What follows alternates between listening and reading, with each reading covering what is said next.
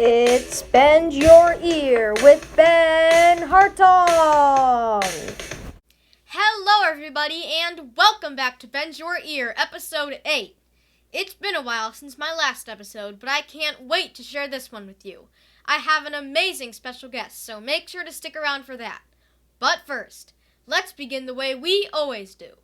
It's time for Rooney's Corner. Hello. Welcome back to the show, Rooney. How you been?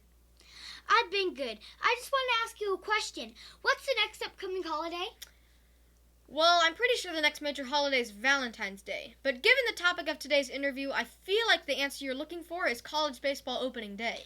Well, it's not. It seems like you've forgotten all about the most sacred holiday, Groundhog's Day, which is also my birthday. Well, I guess I hadn't thought of that. Well, maybe you should have. Do you even know my name? Yes, I say it every show. Rooney, of course. No, my given birth name is Maggie. Runus is just some silly nickname you give me because I'm supposedly deranged. Okay, fine. I'm sorry I didn't consider your birthday in the upcoming holidays. I don't accept your apology. Rooney, don't do this right now. Valentine's Day is the next major holiday, and you know that. I bet that if it wasn't your birthday, you may not have ever even heard of Groundhog's Day. I mean, there's not much to do besides watching Punxsutawney Phil find his shadow. You take that back. Punxsutawney Phil is my best friend. And for your information, there is so much to do on Groundhog's Day. You hang up pictures of me and the groundhog on Groundhog's Day, play Groundhog Tag, which is a game where you act like a groundhog and play tag. Tag! Well, I must be mistaken then. I probably should have considered Groundhog's Day as the next major holiday. Is there anything else you want to say before I move on to the interview? All I have to say is Groundhog! Groundhog! Groundhog! Groundhog! Groundhog! Groundhog! Groundhog! Groundhog! Groundhog! Groundhog! Groundhog! Groundhog! Groundhog! Groundhog! Groundhog! Groundhog! Groundhog! Groundhog! Groundhog! Well, that certainly took an unexpected turn. Anyway, it's time to move on. Introducing Kent State head baseball coach Jeff Duncan. Hello, how you doing today? I'm doing good, Ben. Thanks for having me on this show. It's awesome to see what you're doing and some of the things that you're doing, with the interviews, and I'm just honored to be here with you. Oh, well, thank you so much. I'm happy to have you here. So, as we know, you're the head baseball coach at Kent State University. You've held that position since 2013. Since then, you've had many accomplishments yourself, as well as team accomplishments. We'll get to those later, but first I want to go kind of back in time into the beginning of your baseball career, because I believe your career didn't start as a coach. It actually started as a player. So can you tell us a little bit like how your career took off and how it led you to the position you're in today? Yeah, it was. It's been such a great experience for me. I got into coaching 11 years ago now, but before that, prior to that, I had the opportunity to play professionally for 8 or 9 years, parts of 9 years actually, and had the opportunity to play a couple of years in the big leagues with the New York Mets, and those opportunities and those experiences led me to coaching. When I was no longer a player, I had the itch to start coaching. I was thinking about getting into different things in the real world, so to speak, different jobs, and baseball just still was in my system, and it was just a great opportunity that I was presented to go to Auburn to start my coaching career. And basically in the last 11 years, those 9 years of pro ball that I was able to play in helped me become a coach, and help my coaching philosophy along through my career here. And I had such great, and I'm getting back to my playing days, but I had such great experiences and learned so many great things from other coaches and other mentors that I wanted to get into coaching. So it helped for me to become a coach, and just some great opportunities being able to play in New York City at the age of 23, and being in 4 different organizations: the Mets, the Dodgers, the Padres, and the Blue Jays. And then prior to that, I had the opportunity to play college baseball at Arizona State. I was from Illinois. I was an Illinois kid, so I was a Midwesterner, a Northern kid that had the opportunity to continue to play college baseball. So I used those experiences and those opportunities to get into coaching. Yeah, that's amazing, and we see, all the time these former players, continuing their careers within the sport, whether it's broadcasting or like you, with coaching. And you felt like even when you tried out these new opportunities, you still felt like baseball was a part of you, and you wanted to continue on with it. So yeah, as you mentioned, you grew up in Chicago. You were drafted out of high school by the Chicago Cubs. You chose to attend college. You said at Arizona State. You had a standout college career. I heard that you participated in the Cape Cod Baseball League. Yeah, you were named a league all-star. And then a year later, as you mentioned, you were drafted by the Mets. So can you kind of give us a run-through of like your professional career in the majors? As you mentioned, you played for 4 different teams. No, just it's coming from Illinois that this game wasn't always easy for me. I think about even in my past and in high school, I was a scrawny little first baseman in my freshman year, and then I grew into my body, and by my senior year I was an outfielder. I just think about the different trials and tribulations that baseball brings, and it brought me to Arizona State. I go to Arizona State. I have some success. I was fortunate to be around a really good team and some really good coaches. I got my degree from Arizona State. And then luckily, the New York Mets selected me in 2000 in the 7th round. And it wasn't always easy. My first 2 years, I really struggled. And about my halfway through my second year, going into my third, something clicked. Just the mentality, for myself to want to perform. I was either going to get released or I needed to perform. And luckily I put together some good years in St. Lucie. The high A for the New York Mets is in St. Lucie, Florida, and Capital City in Columbia, South Carolina. I turned my career around offensively, and it really sprungboarded me through the minor leagues. Went to Double A the next year, and in one month in Double A, I found myself in Shea Stadium in the big leagues with the New York Mets, and those experiences. I was so lucky. I really was. I was at the right place at the right time. I had a great opportunity. I'll never forget when John Stearns, my manager in Binghamton, New York, which is Double A, he took me out of a game. And I'm sitting here in that game, and I'm going, what did I do? Did I not run out a ground ball, or did I do something that broke a rule, or what? He didn't say anything. He just said, hey, you're out of the game. And this was like in the second inning. And after the game, he called me in the manager's office, and Stearnsy goes, hey, man. I said, Stearnsy, what did I do wrong? And he goes, hey, pack your bags. You're going to meet the big league team in San Francisco. And I remember that, that day like it was yesterday, and it changed my life forever. And it was such a great opportunity. Talk about being in the right place at the right time. Cliff Floyd got hurt the night before, and I happened to be an outfielder, and I was having some success, and they called me up from Double A Binghamton, and the next morning I'm in San Francisco. And I'm playing Barry Bonds and guys like that in San Francisco. What a beautiful ballpark.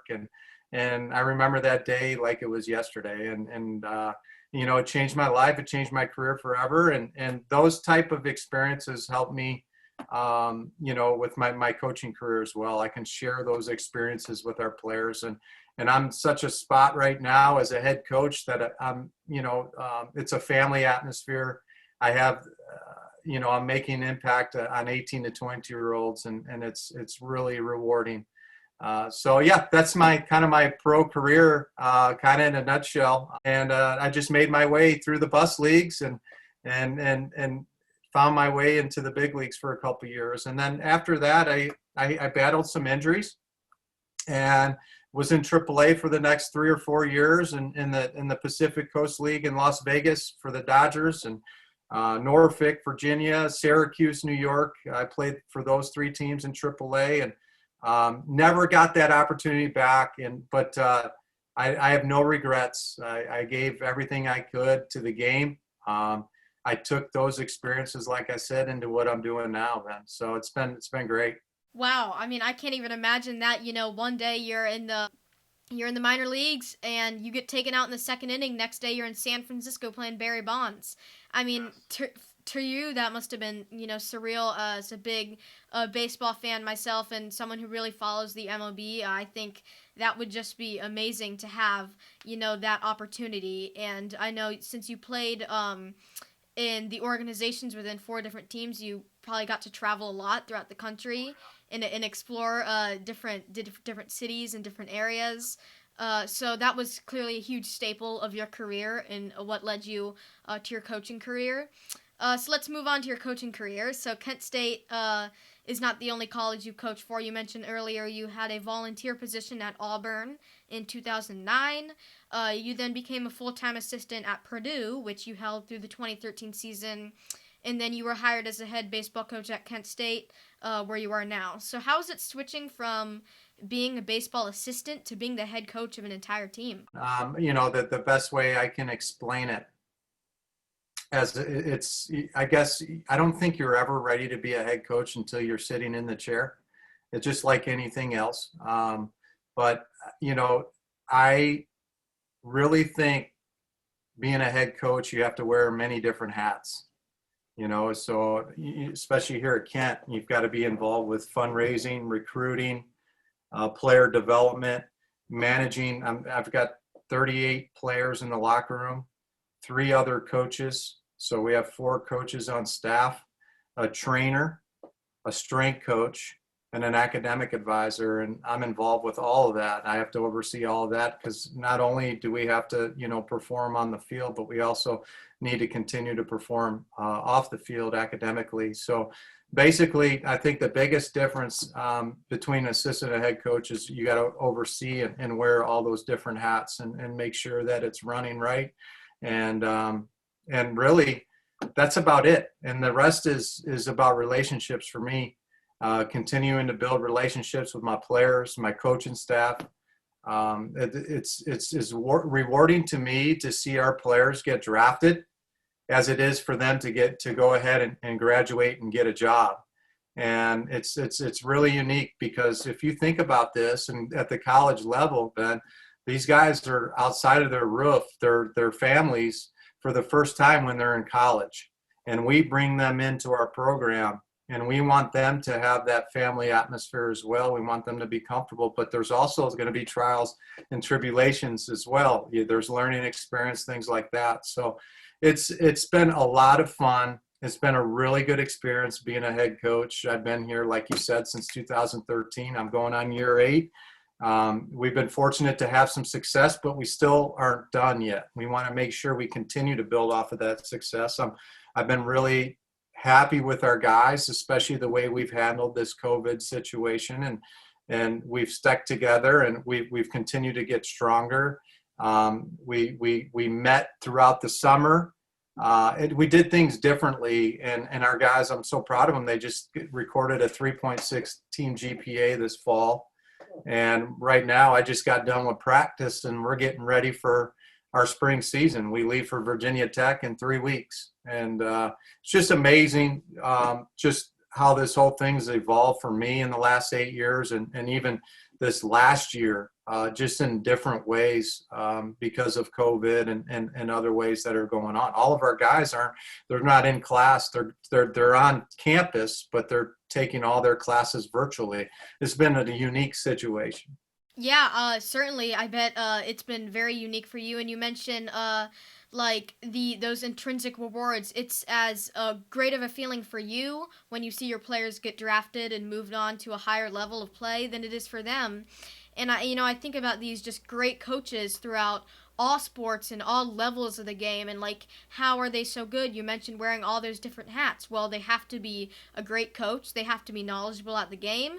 They have to be really, really good at recruiting, because top players is key, but also you get some players that start out not so good. You got to turn them into good players, and you got to turn them into successful players. And I think that's really valuable what you said there about, like, the responsibilities kind of in you and the other coaching staff, and you got to manage all these different aspects of the game. Uh, yes. So I mentioned earlier we're gonna bring up some of your individual and team accomplishments. You were talking about that success throughout your team. So your team accomplishments include you have 3 consecutive East Division championships, 2015, 16, and 17. 3 consecutive MAC conference championships beginning in 2016. 2 MAC tournament championships and 2 NCAA regional tournament appearances in 2014 and 2018. So is there anything you want to add to what I just said or anything related to those achievements? I just think that as far as me too, I've been blessed to have really good coaches around me. I've got a great pitching coach and Coach Birkbeck. He's been here for 25 years at Kent, and Barrett Serrato's our recruiting coordinator, and they've done such a great job. Alex Miklos is our volunteer assistant who played for me back in 2014 through 2016. They've done such a really good job recruiting the right people, for our program. They have to, not only is it just about, getting really good talent, but it's about getting good people, and it's important in our program. And if we can get student athletes that have high goals and want to continue to get better, this is the place. And our coaching staff has done a good job identifying that. And it goes to our student athletes. Our student athletes have been outstanding, and they've done it on the field. We're going to continue to do it. And they've done it off the field, and it's been really rewarding in that. But that being said, I said it earlier, is we're not done yet, dude, and we've got to keep getting better. We've got high goals for this year coming into this season. We've been building since, unfortunately our season got cut short last year. After 14 games, and we play 56 game regular season schedule, so we're getting back to playing, and we're so excited. But we prepared differently this year, so I'm just excited. I'm happy for our coaching staff. You said those rewards, those awards, those are from our whole program. I mean, it's not just me. It's my coaching staff and our players for sure, and we've done it together, and it's been a really good ride.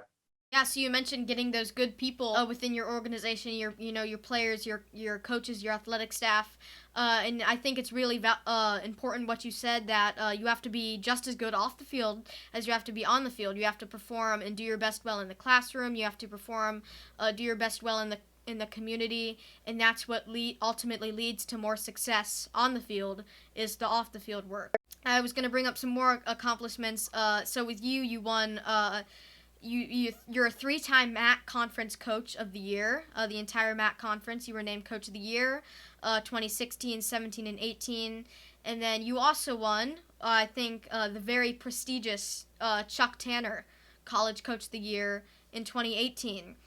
You've coached over 15 current major leaguers, including Eric Lauer, the collegiate baseball newspaper named the National Player of the Year in 2016. And I think that, as I said, the one that stands out to me the most would be the Chuck Tanner Coach of the Year. Chuck Tanner was an amazing, highly respected coach throughout the game. And I think clearly anyone who receives that award would exemplify his traits and values. And that was clearly something the NCAA felt about you and your leadership throughout the team. So I want to ask you, what do you think is the most important trait or action that you can take to best exemplify a committed, dedicated, and overall sportsman-like person? We talk about 3 controllables every day within our program. And, everything that you mentioned, Ben, is all results, and we live in such a result-based world. We're really big on the process here, and the process, how we live every day on and off the field. And attitude, for one, is the number one thing. We want to make sure we have the right attitude on a daily basis. And if we have the right attitude, and it's hard to check sometimes, but if we have the right attitude on a daily basis, the effort's going to be there. And if the effort's going to be there, enthusiasm's going to be there. And those three controllables are very important inside of our program, from our coaching staff down to our student athletes. And I think they've exemplified that. And you know, when I was fortunate enough to win that Chuck Tanner Award, it was really an award based on success and character, and it was a huge honor for me. And really, when I received that award, that's what I talked about, was what we live by inside of our program. What I want to live by on a daily basis as a person is I want to have a really good attitude. There's a lot of adversity in this world, in life, in sports, through thick and through thin. If you can keep that attitude, you're going to get better no matter what. And this circles back to the process. I want our guys to leave here 3-4 years down the road and say, I got a lot better. But the only way they can get better is making sure they can handle adversity. The only way they can handle adversity is making sure that their attitude's in the right place no matter what. 0 for 4 or 4 for 4, we're in the right place. And to get better. And if the attitude's in the right place, everything falls in line, from effort to enthusiasm. So attitude, effort, and enthusiasm, three things you think that really kind of can define your program and kind of are the basis of the success within the Kent State baseball program and really Kent State athletics as well. So this is sort of a follow-up question to the last one, but are there any certain sports figures that you yourself have looked up to, or you and your team have maybe looked up to? For me, I'll talk about me, I guess, first, as far as people that I looked up to. When I grew up, I loved watching Michael Jordan play basketball. I just loved his leadership and the way he reacted when the game was on the line. He was a guy that got cut from his high school basketball team, which we all know, right? If you saw the 30 for 30, that's, I mean, that whole story, right? But yeah. I lived it. I was in Illinois, Chicago area when those championships were won. And that was one guy that I really looked up to, and just the way he worked and his work ethic, and he made people around him better. Now, there was a guy too that I played with. There was a few guys that I played with and played against, and that I really, really enjoyed. And one guy that I played against was Derek Jeter. I think you talk about somebody that was really into the process and then into enthusiasm. So his work ethic, I'll give you a little story. I remember reading this quote, okay? And it was a quote, and I was 23 years old, so I never really clicked with quotes that often at that point in time. But this was a quote that I remember forever for whatever reason, and it was simple. Nothing great was ever achieved without enthusiasm. And it's so simple, but it's also so true. And I'll fast forward to this story. I remember when I was with the Mets, being able to watch a guy like Derek Jeter. And I remember getting my uniform on and wanting to watch him. And I would go in the dugout and watch him take BP. And he was at shortstop. He would take 30 ground balls, work on double play feeds, 30 more ground balls going to first base. Then he'd take BP.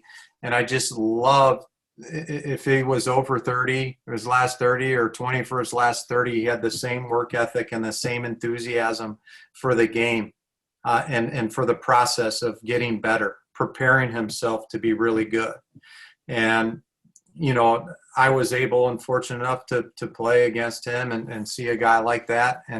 And I really looked up to that. I played with some great teammates like David Wright, who was a Met for a while, and Mike Piazza, Tom Glavine. Those guys I had the opportunity to play with, and they were great leaders. They were so consistent in their habits on a daily basis of preparation, which I really looked up to.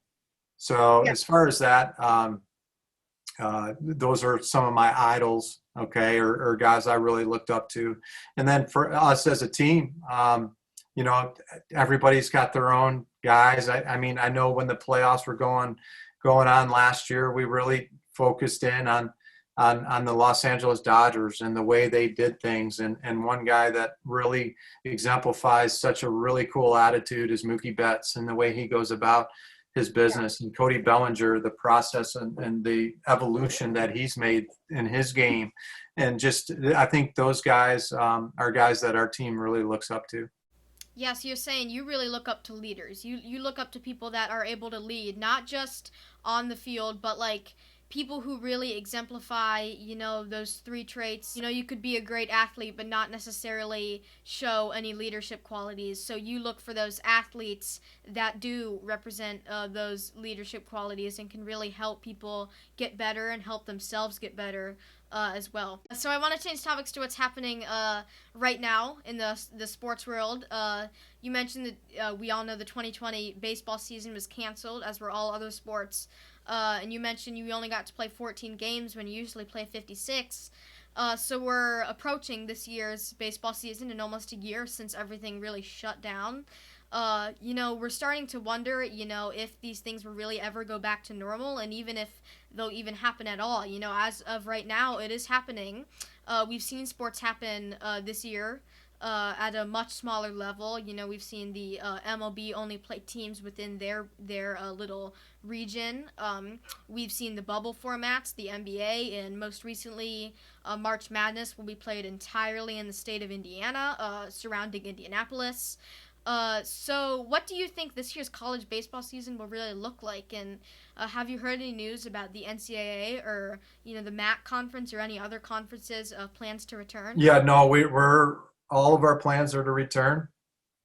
We're testing. Right now we're testing once a week, and once the season starts in 3 weeks, we'll be testing twice a week. So we have all the protocol and everything in place to continue and get our season going. Right now, we're heading to Virginia Tech weekend 1, and we made some adjustments inside the league. The MAC conference made some adjustments. We went from a 3-game series to a 4-game series. So instead of playing 30 conference games, we'll play 40. And so those were really the only adjustments that we've made. Now we probably have made about 100 adjustments, but we keep circling around back to whatever, and we just keep adapting and dominating it, So but those are the big changes though. We're going 40-game schedule. There is no tournament this year. So the regular season champion will go to the NCAA tournament. We'll get an automatic bid to the NCAA tournament. So the regular season is going to be really important for us, and we've been fortunate to play really well during the regular season, and we've got the pieces back to really navigate this. We're really excited about this season. Like I said, we start practice last Tuesday, and we just got done, today, and we're going to continue to keep preparing for the season, as we have, just really about 3 weeks left. We leave, in 3 weeks to go to Virginia Tech. So we're excited. We made some adjustments too. We were supposed to fly twice, Ben, and we're not going to do it. So we were supposed to go to Arizona weekend 1. We changed out Arizona to go to Virginia Tech, and we're supposed to go to UCF weekend 3. We're going to West Virginia instead. So still really good opponents, and we're going to challenge our guys, and we're really excited about it. So we've got Friday night, we've got a top 100 prospect in the country right now that's going to be our Friday night starter. And we've got our pitching staff back, but the rest of the country does too. And it's going to be very competitive, and we're ready for it though.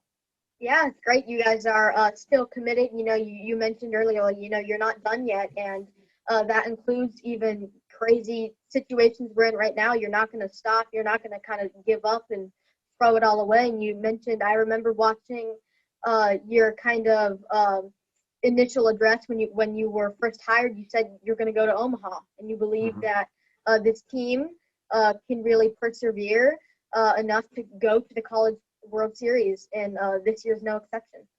Absolutely. That's our end goal. That's our destination that we want to get to.